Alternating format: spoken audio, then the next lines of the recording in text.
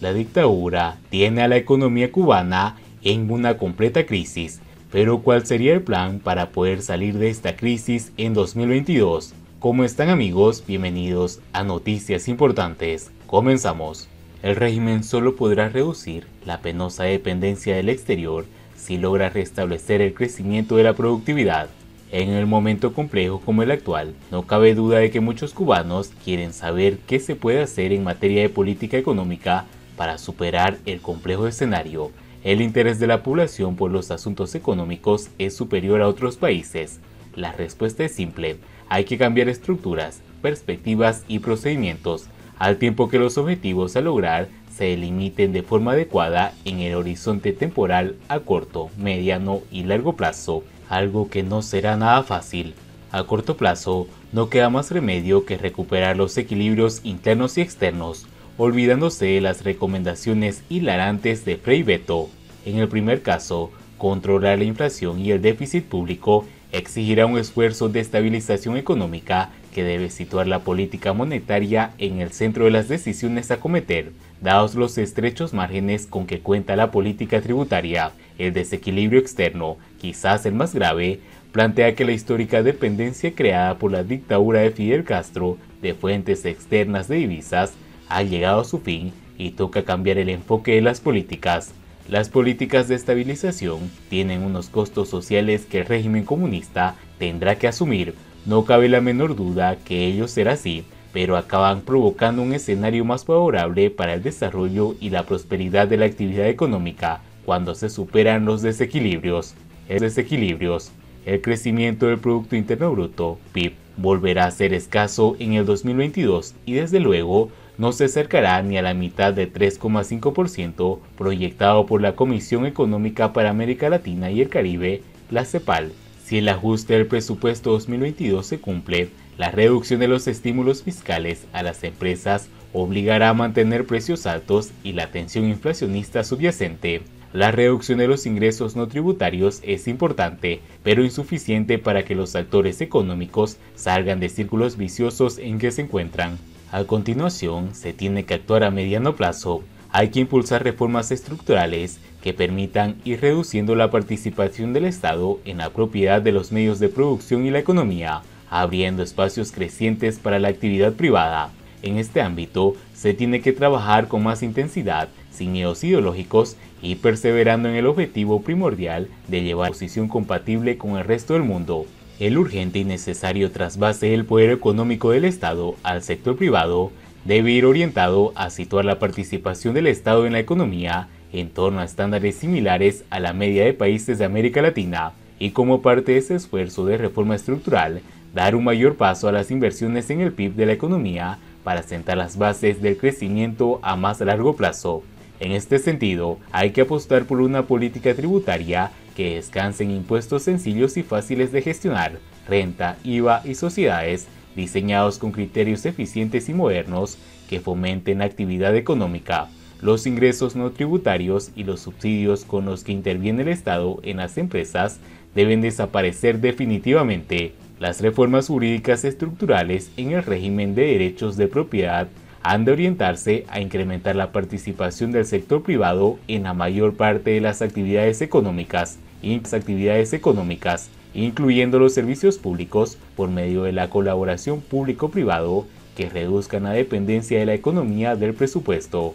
Trasladar a los actores privados a la responsabilidad de generar la oferta de la economía en condiciones de cantidad y calidad suficientes supone un ejercicio definitivo para cambiar las condiciones en que opera la economía cubana durante 6 décadas. El siguiente paso es lograr que los mercados se encarguen de asignar los recursos y fijar los precios de todos los bienes y servicios, para lo que deben suprimir los sistemas de intervención de precios regulados, centralizados, topados, etc. La capacidad del régimen para combatir el fenómeno de la inflación es una demostración que el modelo socialista comunista no rige en las relaciones mercantiles y que se tiene que ir eliminando. La planificación central intervencionista de la economía debe ser sustituida por una planificación indicativa destinada de confianza en la actividad privada. Las inversiones extranjeras deben flexibilizarse completamente, sin restricciones, y favorecer la participación internacional en proyectos de trabajadores por cuenta propia sin injerencia estatal o partidista, y así tener la agenda a largo plazo para recuperar el futuro. A más largo plazo hay que trabajar en tareas que se tienen que acometer con la máxima diligencia porque no admiten retrasos. Posiblemente sería conveniente recurrir al asesoramiento especializado de organismos internacionales como buena muestra del régimen comunista de su compromiso de transparencia, claridad y certidumbre. Se trata de dejar atrás actuaciones que 63 años no han tenido la menor atención, provocando daños profundos en las estructuras de la economía. En concreto, habrá que atender la cuestión demográfica, con el envejecimiento poblacional, la reducción acelerada de la natalidad y el descenso de la población, sin aportes de inmigración procedentes del exterior. Este comportamiento de la población cubana es la demostración más evidente del fracaso del modelo social comunista.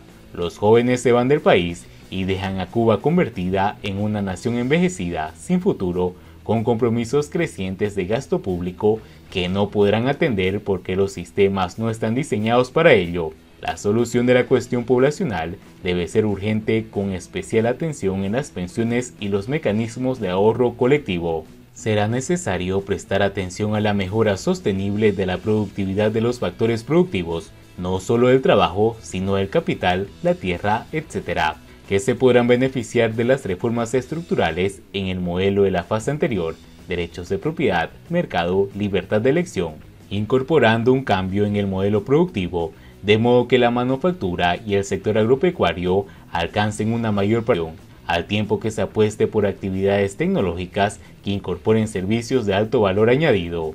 El régimen solo podrá reducir la penosa dependencia del exterior si logra restablecer el crecimiento de la productividad.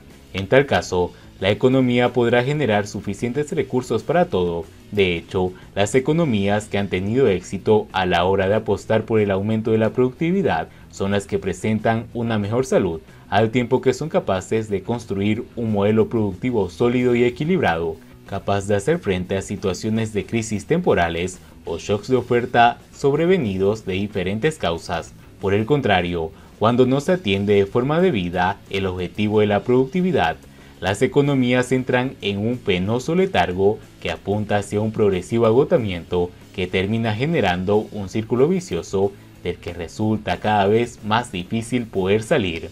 El descenso alarmante de la productividad del factor trabajo en Cuba, único que se puede medir con las estadísticas oficiales, ha coincidido con un proceso de crisis agropecuaria y la destrucción de la base industrial manufacturera de la economía, y sobre todo de la industria del azúcar. Y mientras esto ocurría, el régimen comunista ha formulado una apuesta por la terciarización adicional de la economía, que ha generado una redistribución del empleo en favor de los servicios en un contexto de estancamiento del valor de la producción.